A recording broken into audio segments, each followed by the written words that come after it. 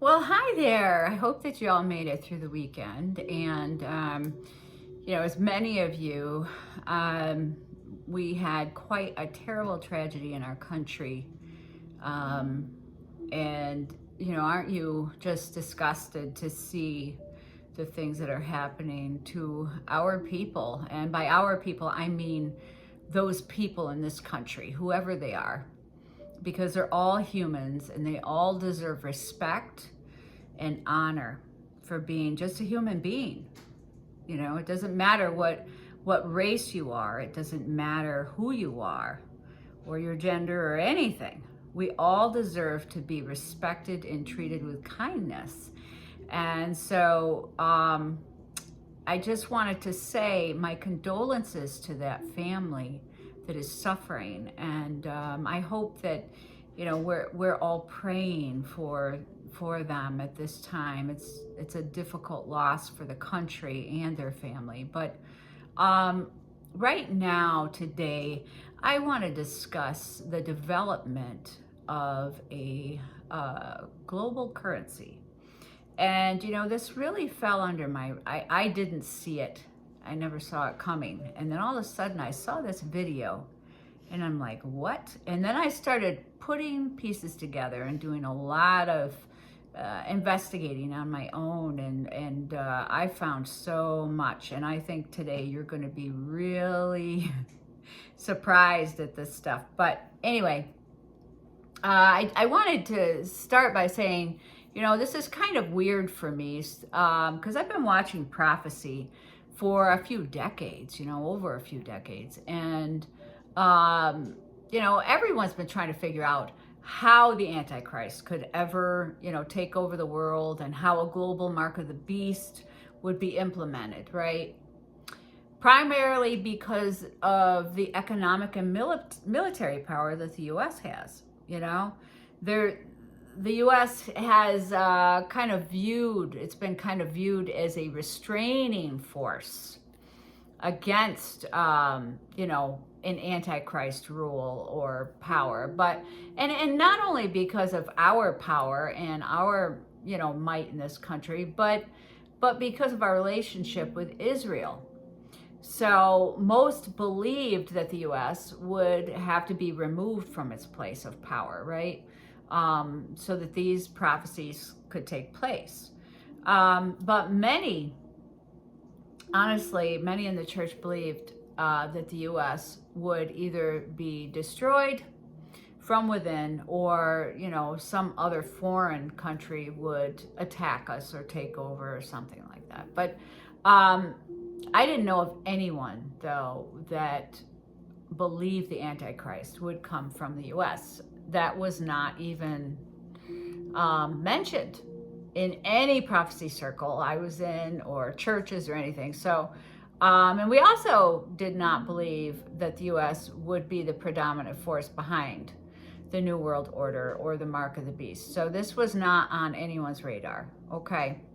And I did hear, though, for a while, people believed that Obama was the Antichrist, but there was like a minority, a very small fraction of people that actually believed that. So, but here we are, and now we see clearly. We have eyes to see and we have ears to hear, and we clearly can see that the power of the iron existed within the U.S., right? And it was just waiting for the transgressors to reach their fullness, and it did. And as a result of that, we have elected a demonic leader who will wield this power that's been given to him in conquering the nations. So what's interesting is I remember always being told that our Constitution would never support or protect such a leader or government type, right? But here we are. Here we are. So apparently there's no real protection against such a ruler or a scenario, is there? None. So he is actually destroying the world and our country as we speak to rebuild it in his own image. and for his own purposes. Greed, I'm sure, right? He wants power, he wants money. So, and implementing this global currency is a part of the transition that's also mentioned in Revelation 13, the mark of the beast, right? So we knew that this would have to come. Now the US is being called the crypto capital of the world by many elites in the financial world. The US, it's coming out of the US, something we never saw. So who is leading this cause? Our very own president, just as we would suspect, right? So he's using his legislative power, his economic power, fear, and manipulation to make his company's crypto the currency of the world, okay? And the name of that company is World Liberty Financial. It is the main crypto business of the Trump family, okay? And it was created in September of 2024 by Mr. Trump, his 3 sons, and you guessed it, Steve Witkoff, and his 2 sons. So it's a family business. And their stated mission is actually to make financial transactions accessible to all people and nations. So this is a global thing, and what they're doing is they're removing the limitations that traditional banking has placed on doing these sorts of things. So this is for international or global payments, not just in the United States. So if they can manage to remove all of these limitations, then they can do what they want to do. So this particular type of crypto, which is called a stable coin, is called USD1, okay, which is backed by the US dollar and US government money market funds, which makes it a safer and more desirable alternative at a time when most countries are seeking to eliminate physical money.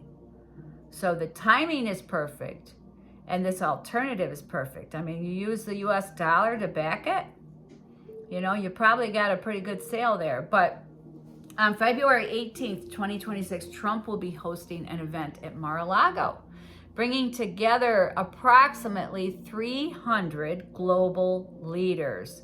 And who do you think's invited to this? Well, we've only gotten a few names so far, but we do know that the attendees expected are going to include CEOs and major investors and policymakers and technologists, people who collectively oversee trillions of dollars in capital, okay? And these are people that manage global media platforms, sporting and entertainment institutions, and critical financial infrastructure. He's got it all, doesn't he? He's got it all. So companies like Goldman Sachs, which is a multinational investment bank in New York City, and Franklin Templeton, right, global investment firm in New York City, and Michael Selig, the chairman of the CFTC, or the Commodities Futures and Trading Commission, and even the FIFA president. So there's some pretty important people who have, you know, a large impact on our world that are going to this. And, you know, one man that is expected to attend, the CFTC chairman, Michael Selig, he was appointed by the president to be the chairman of the CFTC, which is the Commodities Futures and Trading Commission, okay? This typically has 5 commissioners that are appointed by the president. But as of today, there are no commissioners. He is the only one running the CFTC. So he put in that one man. Basically, that's what he did. And after being sworn in as chairman, he said, Michael Selig said this, "Today begins a new chapter for the CFTC. We are at a unique moment as a wide range of novel technologies, products, and platforms are emerging. Retail participation in the commodities market is at an all-time high, and Congress is poised to send digital asset market structured legislation to the president's desk, cementing the U.S. as the crypto capital of the world. I welcome the vital responsibility to oversee the stability and security of America's commodity derivatives markets during this period of rapid transformation. No agency is better suited to pioneer common sense rules of the road for the new financial markets of America's golden age than the Commodity Futures Trading Commission." So it certainly sounds like he is on board with the president's agenda, doesn't it? Certainly does. So the CFTC is supposed to operate as an independent federal agency. They regulate and monitor different markets and trade. They oversee the implementation of regulations. They make sure everybody's following these rules and regulations in these markets. So it promotes competitive and efficient markets while protecting investors. See? And that's what's important, isn't it? We need to have, some kind of competition, right? And we need these rules and regulations to protect people and different things. So Mr. Selig's lone appointment to chair of the CFTC will certainly allow the president to leverage and manipulate market regulations, I'm sure, so that he can do exactly as he pleases, which is what he does anyway. So not only has the WLF developed stablecoin USD1, but they've created a trust company to distribute this currency of our president. So introducing World Liberty Trust, a company that is owned, a trust company that's owned by World Liberty Financial, his company, right? And guess who the president and chairman is? Guess who? Zach Witkoff, Steve Witkoff's son. Can you imagine? So, they just applied for a national banking license in the U.S., which allows World Liberty Trust to issue and safeguard this cryptocurrency. So you got to have somebody make it, and then you got to have somebody issue it, right, and safeguard it. So the application went to the U.S. Office of the Comptroller of the currency. So, this trust company has to submit, they have to submit an application. They have to get this license. It goes to the Comptroller of the currency, right? And who is the Comptroller? A man named Jonathan Gold, who was nominated by our very own president, of course, he's got all his ducks in a row, doesn't he? So after the World Liberty Trust, a company of World Liberty Financial, applied for this national banking license, the first public collaboration between the company and a sovereign nation occurred. Pakistan jumped on board. This is another country. Okay, so they are in the exploration phase of using USD1 stablecoin for cross-border payments and regulated digital payment system. So isn't it interesting that he creates the currency, then he creates a trust company to distribute the currency, and now he's got another country that wants to use it, okay? So there was only one thing missing that would make the digital currency available for everyone, and that is internet access. So World Liberty Financial partnered with a company called SpaceCoin, a company who is creating a satellite-powered internet network that will connect decentralized finance with satellite-powered internet. Okay? So this deal will enable payments and settlements in remote areas of the world that lack traditional broadband or banking access. So it allows people anywhere in the world to make payments and receive payments, making it possible for every single person in the world to buy and sell. And not only that, to pay taxes. So think of everything he could make on this. Think of the money he could make. Think of how they could tax the world, and there's no way you could avoid any tax, right? There's no way. I mean, without this, it'll come a point where, no one can buy or sell. We're going to need to have this, I'm sure. So, we don't know if this is the mark of the beast. We don't know for sure. It may be, the mark. It may be a precursor that rolls into something else, but we're going to have to wait and see how this turns out.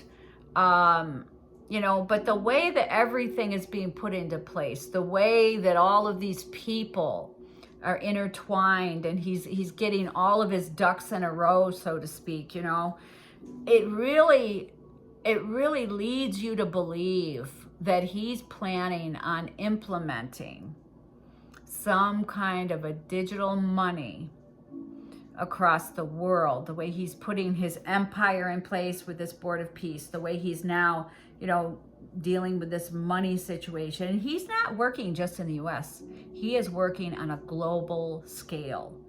So this is very dangerous for all of us. And we need to be aware, because if this is it, which I think it probably is, or at least something that rolls into it, we're going to need to be prepared, which means, do you have food? Do you have these things that you're going to be needing? Because I would suggest, having a pantry, having, some safety and security for you and your family. Okay? Because we don't know when the rapture is going to happen. We don't know. And we need to be prepared. Just as the Word of God tells us, use wisdom. Use wisdom in this time. And if you don't know Jesus, if you don't know the Lord, now is the time. Now is the time to know him. Because the hour is late, right? The hour is late. And so I want to thank you all for spending time with me today. I know that your time is valuable. And I pray that you are safe. I pray that you're blessed. And I will see you another time. Thank you.